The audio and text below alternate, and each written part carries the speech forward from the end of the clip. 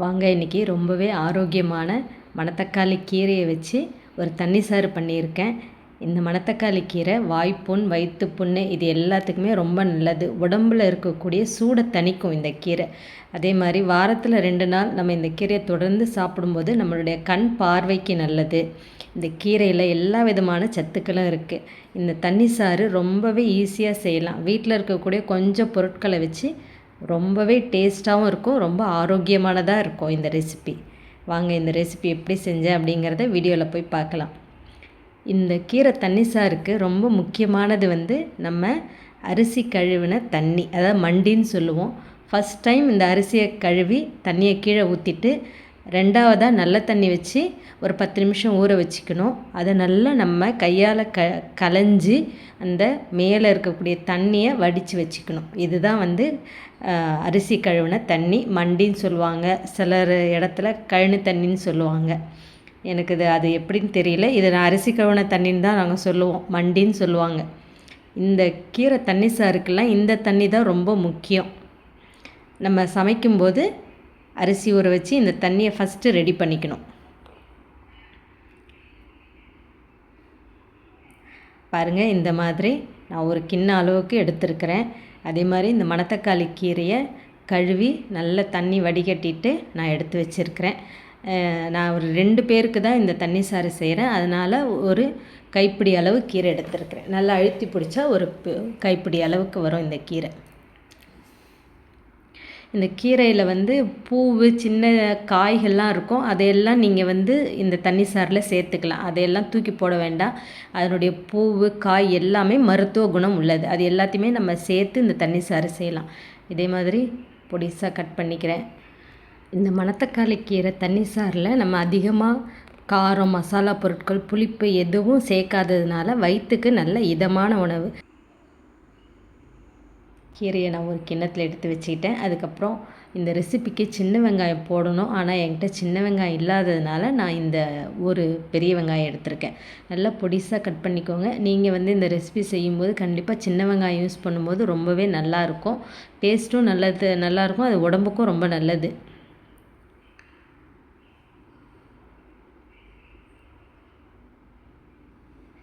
முடிஞ்ச அளவு பொடிசாக கட் பண்ணிக்கோங்க. இந்த கீரை தண்ணி சாறு குழைவான சாதத்தில் பிசைஞ்சு சாப்பிடும்போது ரொம்பவே சூப்பராக இருக்கும். குழந்தைங்கள்லேருந்து பெரியவங்க வரைக்கும் இது உடம்புக்கு ரொம்பவே நல்லது. இதுக்கு ஏதாவது வறுவல், பொரியல் இதெல்லாம் நல்ல காம்பினேஷனாக இருக்கும். நிறைய காய்கறிகள் சேர்த்து பொரியல் கூட்டு கூட சேர்த்து வச்சு சாப்பிட்லாம்.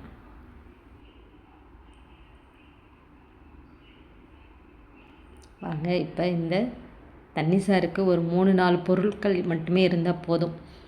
ஒரு சின்ன சைஸ் வெங்காயம், அப்புறம் ஒரு கைப்பிடி அளவுக்கு கீரையை நான் கட் பண்ணி வச்சுருக்கிறேன், மணத்தக்காளி கீரை. இது 1 டீஸ்பூன் அளவு மிளகு. இந்த ரெசிப்பியில் காரமே இந்த மிளகு தான், வேறு எதுவும் நான் போடலை. இது தேங்காய், துருவன தேங்காய் ஒரு 3 டீஸ்பூன் இருக்கும். 1 டீஸ்பூன் ஜீரகம், பூண்டு ஒரு 10 பல்லு பூண்டு தட்டி வச்சுருக்கேன். ரொம்ப சின்னதாக இருந்ததுனால நான் எடுத்திருக்கேன். நீங்கள் உங்களுக்கு பெரிய பல்லாக இருந்தால் ஒரு 5-6 பூண்டு பல்லு போதும். வாங்க இப்போது அடுப்பை ஆன் பண்ணி இந்த கீரை தண்ணி சாறை ரெடி பண்ணிடலாம். நான் 1 டீஸ்பூன் அளவுக்கு நல்லெண்ணெய் சேர்த்துருக்கேன். அப்புறம் நம்ம கட் பண்ணி வச்சுருக்கிற வெங்காயத்தை போட்டு வதக்கிட்டு, நான் இதுக்கு கடுகுலாம் தாளிக்கலை. அதே மாதிரி வடகம் போட்டு தாளிக்கணும், நான் அதை மறந்துட்டேன். நீங்கள் வடகம் இருந்ததுன்னா அதை தாளிச்சுக்கோங்க. நான் அது மறந்துட்டேன். இந்த ஒரே ஒரு காஞ்ச மிளகாய் கிள்ளி போட்டுக்கிட்டேன், கொஞ்சம் வாசனைக்கு. ஏன்னா வடகம் போடலை, அதனால்.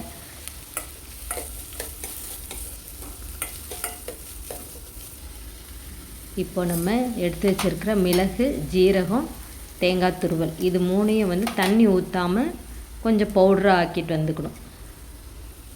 தண்ணி ஊற்ற வேண்டாம். நான் இப்போ டேஸ்ட்டுக்கு உப்பு போட்டுக்கிட்டேன். இந்த நல்லெண்ணெயில் நல்லா இந்த வெங்காயம் வதங்கும் போது ரொம்பவே நல்லாயிருக்கும். இந்த கீரையோடு சேர்த்து நம்ம அதை வதக்கும் போது கீரையில் இருக்கக்கூடிய சிறு கசப்பு கூட இல்லாமல் ஆகிடும். கீரையை நல்லா ஃபஸ்ட்டு வதக்கிக்கணும்.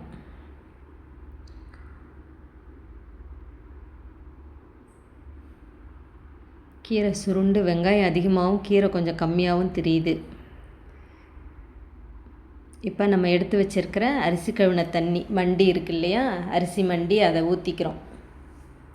இதுக்கு நான் வேறு தண்ணிலாம் ஊற்றலை, இதே போதும் அப்படின்னு விட்டுட்டேன். உங்களுக்கு இந்த அரிசி கழுவின தண்ணி கம்மியாக இருந்ததுன்னா நீங்கள் கொஞ்சம் நார்மல் தண்ணியை ஊற்றிக்கலாம். இந்த தண்ணி ஊற்றின பிறகு கொஞ்சம் நல்லா கொதிக்கட்டும். ஏன்னா இந்த கீரை வந்து கொஞ்சம் வேகிறதுக்கு டைம் எடுக்கும். அதனால் இந்த கீரை வேகிற அளவுக்கு ஒரு 5 நிமிஷம் கொதிக்க விட்டுக்கோங்க. இப்போ அரைச்சி வச்ச பவுட்ரு வந்து ரெடியாக இருக்குது. நம்ம அரைச்ச எல்லாத்தையுமே போட்டுக்கலாம்.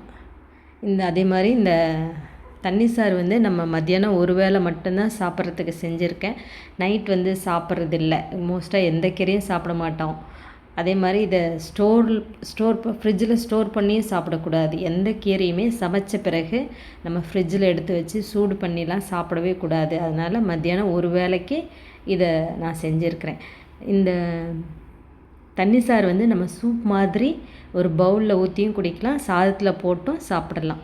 இப்போ நம்மளுடைய கீரை தண்ணி சாறு ரெடி ஆகிடுச்சு. நல்லா மூடி வச்சு 5 நிமிஷம் கழித்து நம்ம சாப்பிட ஆரம்பிக்கலாம். ஏன்னா அப்போ தான் வந்து மிளகு ஜீரகத்துடைய எசன்ஸ்லாம் கீழே இறங்கும். மூடி வச்சிடணும். இந்த ரெசிபி உங்கள் எல்லாருக்கும் பிடிச்சிருக்குன்னு நினைக்கிறேன். லைக் பண்ணுங்கள், ஷேர் பண்ணுங்கள், சப்ஸ்கிரைப் பண்ணிவிட்டு தொடர்ந்து என் வீடியோஸ் பாருங்கள். இதே மாதிரி ஆரோக்கியமான ரெசிபியோடு நான் உங்களை மீண்டும் சந்திக்கிறேன். தேங்க்ஸ் ஃபார் வாட்சிங்.